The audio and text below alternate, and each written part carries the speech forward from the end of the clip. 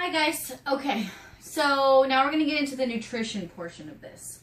For those of you who have diabetes or borderline diabetes, remember that you need to check your blood sugar. There are a whole list online in our files where you'll see what's required of you to eat, what you can or can't eat.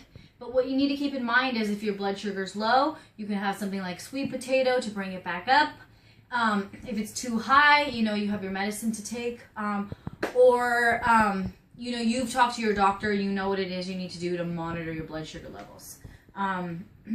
So if you go on the file, what you'll see is there's a list of things that you can eat. And how I can put it in a nutshell for you is lean meats, lots of vegetables, some fruits, good fats like nuts and seeds and coconut oils, avocado oils, olive oil. If you don't buy those oils and you buy like the canola oil or the vegetable oil, I know it's a little more pricier, but it's worth it. And if you are on a budget, keep in mind you don't have to spend all this money. But in the long run, you're saving yourself money because you're not going out and buying all this fast food.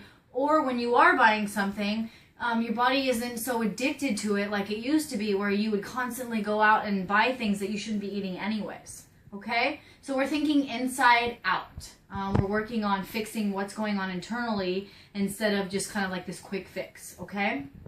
Especially when you get into the fitness portion of this. For those of you with diabetes, you need to monitor what you're eating, okay?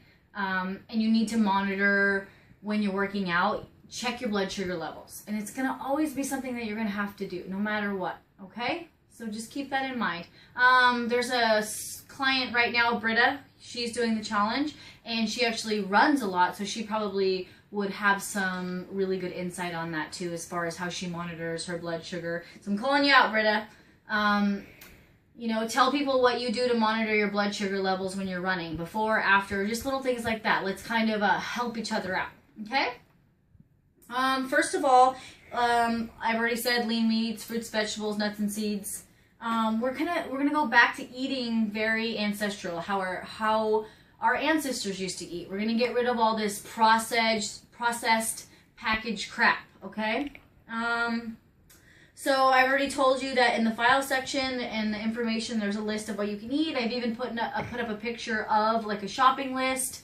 For those of you who do get commodities, you're gonna have to do away with the cereals and the grains. And the commodity cheese. I know it's really yummy, but you got to get rid of it, okay? The fry bread, everything.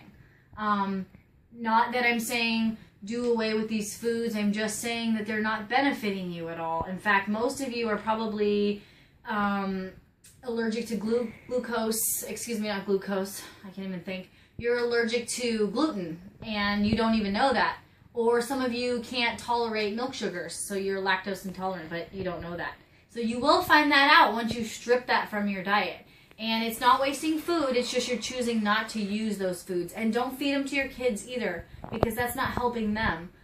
We talk about our kids having ADD or having all kinds of problems. They're not growing correctly. It's because they're not being fed the things that they should be fed. They're not being given optimal nutrition, okay? So let's see. Eating out. If you're going to eat out, you better make sure it's a place that you can go, that you can eat out, or you're going to have just a protein and a vegetable, okay? I suggest you just don't eat out, and if you do eat somewhere, bring something with you. If you're going to a friend's house or if it's a family gathering, you can't eat it, okay? You have to really be strict on yourself in the next 6 weeks. Don't just be like, oh, well, I'm going to just slip up this one time, because that's like set you up for another slip up. Let's see. We talked about, okay. Another thing you're going to have to start doing is you're going to have to start making menus, weekly menus. If you are a family doing this, you need to write out, make a list, Monday, Tuesday, Wednesday, Thursday, Friday, Saturday, Sunday. When do you eat? 8 a.m. You want to eat roughly about every 3 hours, so we'll be like 8, 12, 3 o'clock, 6 o'clock, however you want to do it. That can be breakfast, lunch, dinner, 2 snacks a day. You have to say, I'm going to eat 2 eggs for breakfast, I'm going to have a slice of bacon and maybe a half avocado, half a piece of fruit. That's my breakfast. keep it simple. It will be easier that way. For the first month, it's okay to repeat the same thing every day. Maybe have something, the same something Monday, Wednesday, Friday, and switch it up on Tuesday and Thursday. Okay? Do the same thing for lunch, dinner. If you don't have a Pinterest, get a Pinterest. There's a lot of really good paleo-friendly recipes for your family. Okay? And what we just mean by paleo, once again, is that you're cutting out all the allergens. You're eating real food. You're eating things that have that are alive. Okay?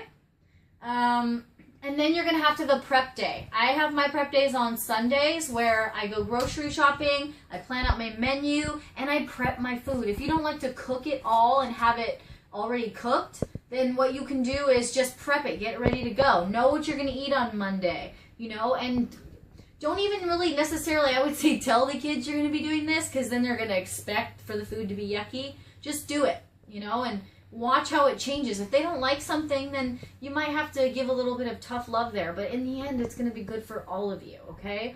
I would suggest learning to be more of a chef. If you're not someone that likes to cook, then find someone in the family who does like to cook. Or you're going to have to pull your sleeves up and get your hands wet, okay? So if there's any other questions you have, I will be checking in online with you. And just throw the questions up, and like I said, I won't get back to you right away, but I will get back to you, okay?